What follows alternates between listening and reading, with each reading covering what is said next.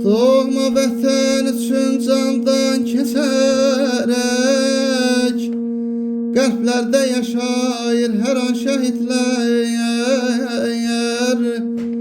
Can ilə qan ilə tarix yazıblar, əbəd məşəl tək yana şəhidlər. Ölürəm abalayam,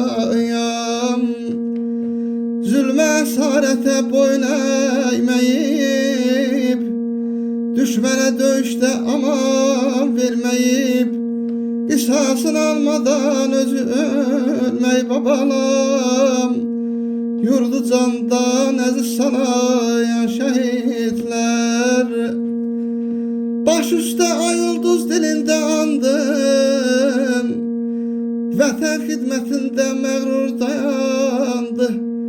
Qanlı döyüşlərdə zəfər qazandı, zalimin bağrını oyayan şəhidlər. Nərəsi titrədi yurtda, nərəsi titrədi yurtda dağdaşı. Anacan oğlun üçün tökmə göz yaşı.